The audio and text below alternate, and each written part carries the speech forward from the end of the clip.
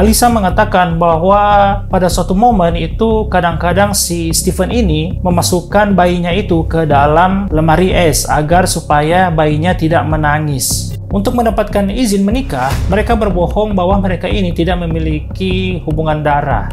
Selamat datang kembali di channel aku kawan-kawan, terima kasih sudah klik video ini. Hari ini aku mau membahas tentang salah satu kasus incest guys. Jadi ini antara anak dan ayah kandungnya. Gimana ceritanya? Siapkan posisi terenak kalian dan ini dia ceritanya.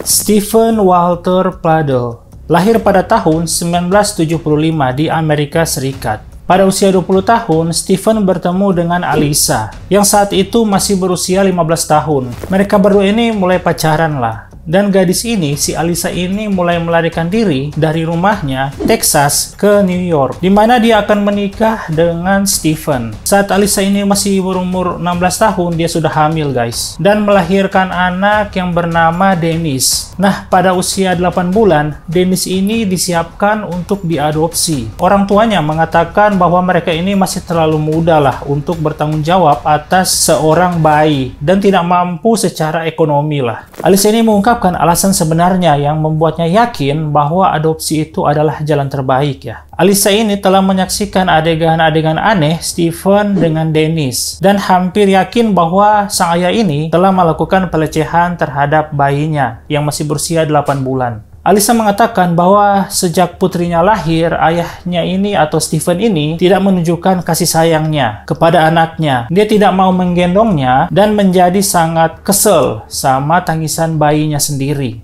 Alisa mengatakan bahwa pada suatu momen itu kadang-kadang si Stephen ini memasukkan bayinya itu ke dalam lemari es agar supaya bayinya tidak menangis dan untuk meredam suaranya. Itu gila men. Alisa ini melakukan semua yang dia bisa untuk menghindari penyiksaan tersebut. Tetapi Stephen ini mencegahnya. Nah, sang ibu ini pasrah akan kelakuan Stephen ini. Sang ibu ini, si Alisa ini hanya bisa mengeluarkannya ketika si Stephen ini atau suaminya ini menyuruhnya. Ini ibunya juga takut kepada Stephen. Beberapa kali Stephen ini memiliki kebiasaan meredam tangisan si Dennis atau bayinya sendiri dan menguncinya di ruangan kecil guys. Alisa melaporkan bahwa seringkali ketika dia diizinkan untuk mengambil putrinya kembali, bayi itu terengah-engah, sesak nafas, dan mulutnya itu berwarna ungu. Itu kayaknya kekurangan oksigen guys. Nah, pada tahun 2006, Dennis ini disiapkan untuk diadopsi guys. Beberapa waktu kemudian, si Stephen dan Alisa ini secara resmi menikah dan memiliki 2 anak lagi, Anthony dan Kelly Fusco. Akhirnya mengadopsi si Dennis, anaknya si Stephen dan Alisa, dan mengubah namanya menjadi Katie. Gadis itu dibesarkan dan dianggap sebagai putri kandung pasangan tersebut bersama dengan saudara laki-lakinya. Jadi si Katie ini memiliki saudara laki-laki yang sama-sama diadopsi guys. Keluarga itu menjalani kehidupan yang tenang, yang damai, dan baiklah. Katie ini adalah seorang siswa yang baik dan menunjukkan bakatnya yang besar untuk kegiatan berbau artistik.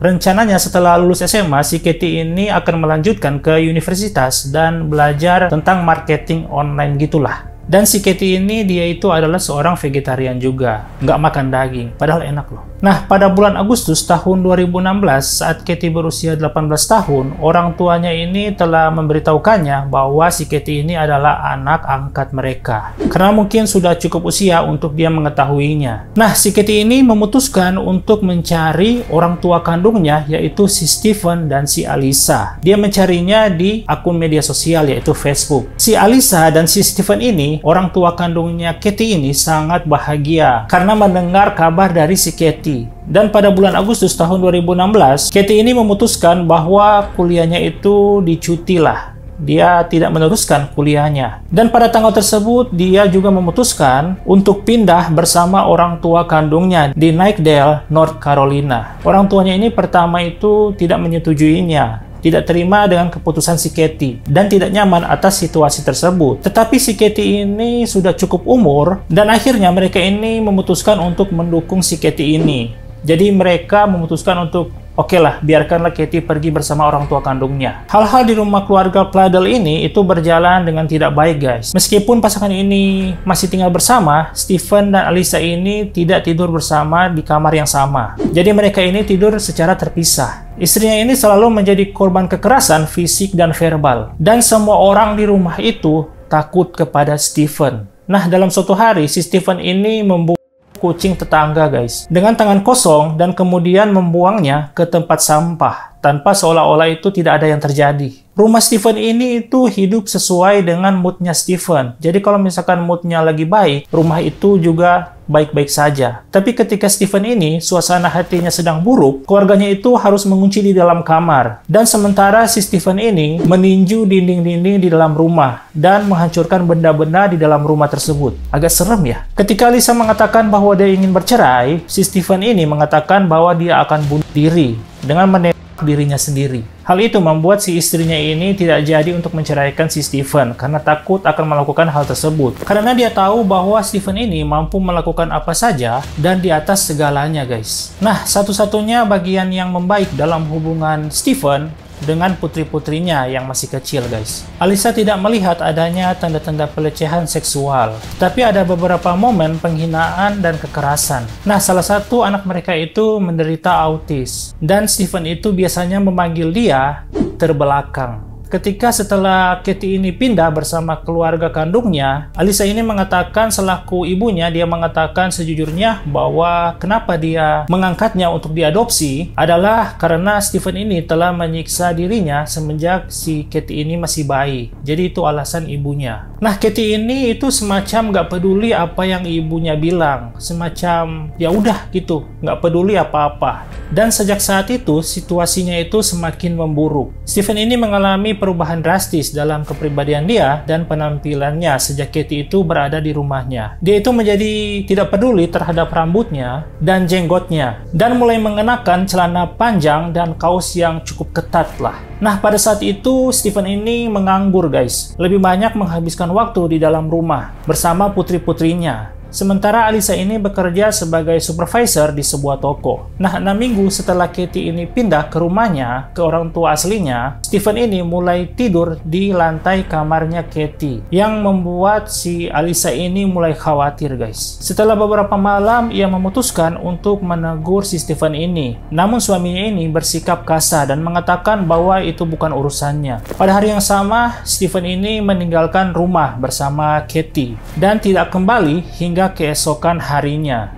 Itu anak kandung loh, Pak. Nah, pada akhirnya Alyssa dan Stephen ini bercerai, namun tetap berbagi hak asuh atas putri mereka. Pada bulan Mei tahun 2017, si Alyssa ini membaca salah satu buku harian putrinya, dan si Alyssa ini terkejut dengan apa yang dia tulis. Isinya seperti ini. Ayah saya juga menyebut Katie sebagai ibunya. Dia bahkan mengatakan bahwa dia adalah ibu tiri saya dan melarang saya untuk memanggilnya sebagai saudara perempuan. Itu adalah salah satu catatan milik putrinya si Alyssa. Alyssa segera menelepon Stephen dan bertanya apakah itu benar. Si Stephen ini tidak terlalu terlihat khawatir. Setelah menutup telepon, Alyssa ini menelepon polisi, guys, dan memulai penyelidikan incest. Nah, pada tanggal 20 Juli tahun 2017, Katie dan Stephen ini menikah dalam sebuah acara di tepi danau di Parkton, Maryland. Untuk mendapatkan izin menikah, mereka berbohong bahwa mereka ini tidak memiliki hubungan darah. Orang tua angkat Katie dan Stephen hadir dalam upacara tersebut. Anthony dan Kelly Fusco, orang tua angkatnya Katie ini, tahu bahwa hal itu tidak benar. Tapi karena Katie sudah hamil beberapa bulan, mereka memutuskan untuk mendukungnya sekali lagi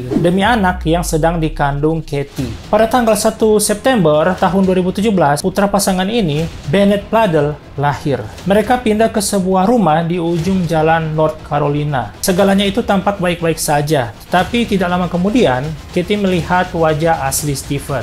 Sifat asli Stephen. Dia mulai bersikap kasar dan agresif terhadapnya. Hingga 2 bulan kemudian, pasangan ini ditangkap atas tuduhan incest, perzinahan, dan berkontribusi pada kenakalan. Jadi mereka berdua ini ditangkap atas tuduhan tersebut. Pengacara Stephen ini mengatakan bahwa hubungan kliennya dengan Katie bersifat konsensual dan mengklaim bahwa Stephen ini sangat mencintai Kemudian pasangan ini dibebaskan dengan jaminan dengan syarat tidak boleh berdekatan satu sama lain. Nah, perwalian Bennett ini, anak mereka itu akan tetap berada di tangan ibu Stephen. Katie kembali tinggal bersama orang tua asuhnya dan mengunjungi Bennett setiap hari Selasa dan Kamis. Jadi setiap hari Selasa dan Kamis itu, Katie ini mengunjungi anaknya. Pada tanggal 12 April tahun 2018, Katie dan Anthony Fusco ini melakukan perjalanan dari Dover, New York ke Waterbury, Connecticut untuk mengunjungi nenek Katie yang tinggal bersama Bennett, anaknya. Nah, mengetahui bahwa hal ini adalah merupakan hal rutin yang dilakukannya, Stephen ini pergi ke Dover dan mengikuti mobil Katie dan Anthony dan mereka berdua dengan senapan serbu aero miliknya. Dia kemudian menelepon ibunya dan mengatakan bahwa dia telah membunuh Katie, Anthony, dan Bennett, anaknya. Dia kemudian bunuh diri dan menembak dirinya sendiri di Dover, New York. Ibunya ini menelepon polisi yang menemukan Bennett tewas di rumah Stephen. Orang yang lewat melaporkan bahwa tembakan itu dilepaskan di New Milford dan polisi menemukan mayat Katie dan Anthony di dalam mobilnya. Stephen telah membunuh putranya yang berusia 7 bulan, Bennett, di rumahnya sehari sebelumnya. Bennett diyakini meninggal karena sesak nafas. Motif dari serangkaian pembunuhan tersebut diduga adalah panggilan telepon dari Katie kepada si Stephen ini, yang mengatakan bahwa dia tidak lagi ingin mempertahankan hubungan mereka. Jadi Katie ini tidak mau dengan Stephen lagi. Ayah kandungnya, ayah kandung. Setelah pembunuhan tersebut, pengacara Stephen ini menyatakan bahwa tidak ada yang bisa memprediksi hal tersebut. Dan bahwa selama pertemuan dia tidak menunjukkan, tidak ada indikasi akan melakukan kekerasan. Tapi apa? Bukan cuma kekerasan, tapi pembunuhan. Nah, menurut kalian gimana tentang kisah ini? Apakah ini agak sedikit freak dan disgusting? Ya, menurut aku iya. Mudah-mudahan ini tidak terjadi di Indonesia ya, karena itu sangat menjijikan. Tapi berita terakhir ini aku pernah lihat ada kasus yang seperti ini sama orang tua kandungnya. Amit-amit lah. Oke kawan-kawan, terima kasih sudah menonton dan jangan lupa subscribe untuk mendapatkan video-video selanjutnya yang akan dibahas di sini. Terima kasih sudah menonton dan assalamualaikum.